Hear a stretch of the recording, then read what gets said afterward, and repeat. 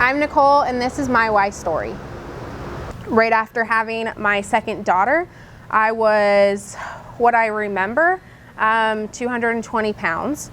So from her birth, I've lost 60 pounds. It's been an interesting journey, I guess you could say. I like to tell people that I have been remarried.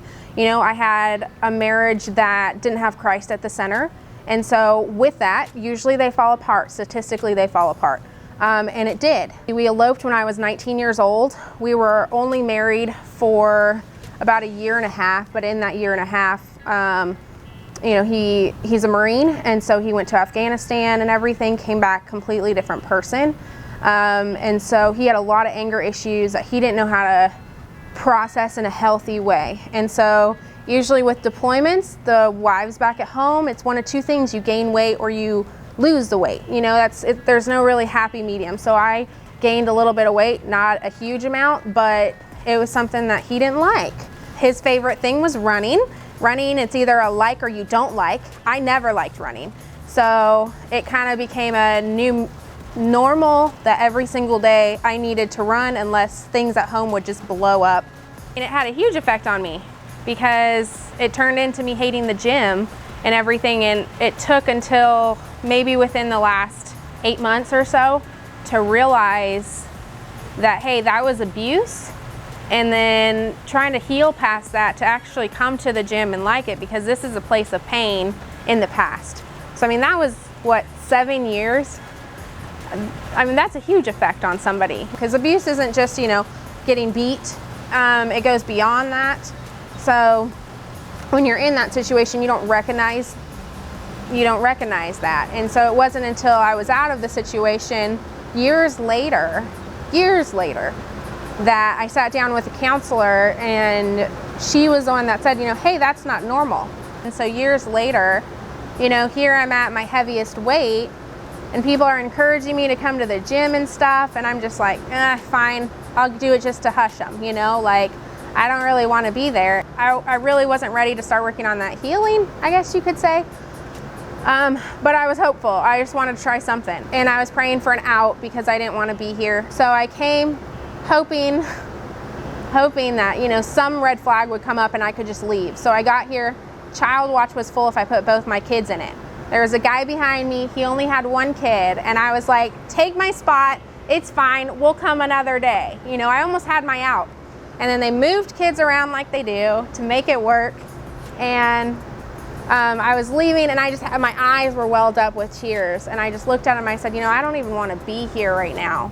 And he looked at me dead in the face and said, yes, you do. You belong here. You do want to be here. It wasn't until like the last 10 minutes where his voice came in my head and was like, you know, you want to be here. So I kind of forced myself like, hey, why don't you enjoy it? So I did enjoy it. Then I took another class. You know, this was when my goal was only to come to the gym 1 day a week. You know, and so, you know, his voice definitely rang in my head every single time. And then the days where I got a little bit more confident to start, okay, I'm gonna try in the wellness center. And I would be crying on the bike, you know, because you're up in the front, nobody can see you, and I would just cry and I would be done. Like 1 mile, I'm done, go in the locker room and just start crying. So yeah, it is hard, but you need to keep going. The more you talk about your situations that are not the greatest, the more that Jesus can reveal the light in those situations. Is like, hey, I have good for you. You know, he had good for me. What made me really want to come back and everything was when I met up with Tyra.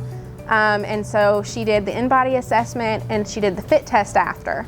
And so my leg press was, I guess, fairly decent, she was saying, and she said I was a lot stronger than I thought.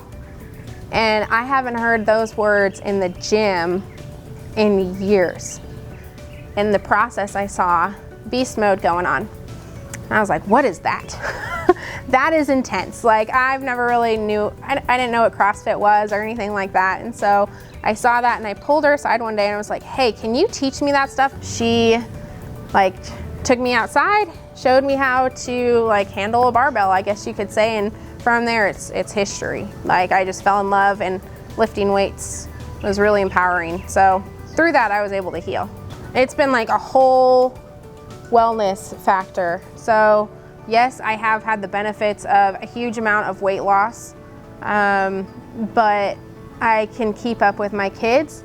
I don't have to just take naps when they take naps because I'm so tired. You know, I'm teaching them to eat healthy. I'm learning to eat healthy, you know, and I don't know, just having like such a great physical outlook, but then also the emotional part. You know, everyone has a past and stuff, and so it's so great to find that freedom, especially in Jesus. You know, finding that freedom from that past has been just a huge thing.